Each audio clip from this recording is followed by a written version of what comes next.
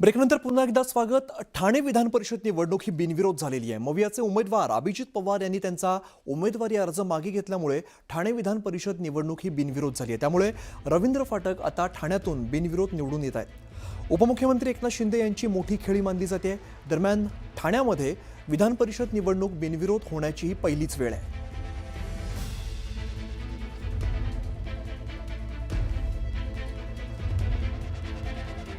आपल्यासोबत स्वतः रवींद्र फाटक आहेत की त्यांनी या सगळ्या घडामोडीमध्ये फाटक साहेब, माझा सगळ्यात पहिला प्रश्न आहे ही खेळी गेली 3 दिवस सुरू होती, कशी कशी कोणाकोणाची भेट झाली? सन्माननीय आमचे मुख्य नेते एकनाथ शिंदे साहेब आणि आम्ही सर्वच लोक याच्यावरती चालू होतं आणि त्याच्यामध्ये भेटीगाठी चालू होते ना। भेटीगाठीमध्ये आपल्याला आपला विजय महायुतीचा कसा होईल त्याचा प्रयत्न शिंदेसाहेबांचा होता आणि त्या माध्यमातून शिंदेसाहेबांनी हे सगळं प्लॅनिंग करून आपल्याला कसं मतदान बिनविरोध होईल याच्यामध्ये प्रयत्न केले आणि म्हणून त्याचा हा विजय आहे। 1 तारखेलाच याविषयी आपली चर्चा झाली होती आणि बिनविरोध ही निवडणूक होईल असं देखील झालं होतं।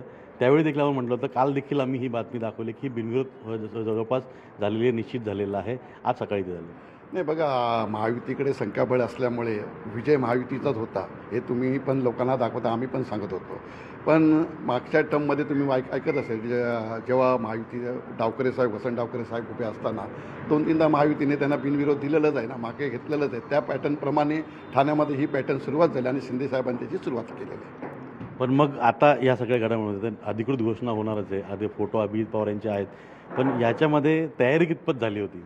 नाही, तयारी तर आम्ही प्रचार तर सगळीकडे चालूच होता ना। भेटीगाठी आमच्या BJPचे खासदार आमदार त्यांना माझी भेटीगाठी चालूच होत्या। फक्त अधिकृत आजपासून प्रचार चालू करायचा होता, उद्यापासून आखणी झाली होती।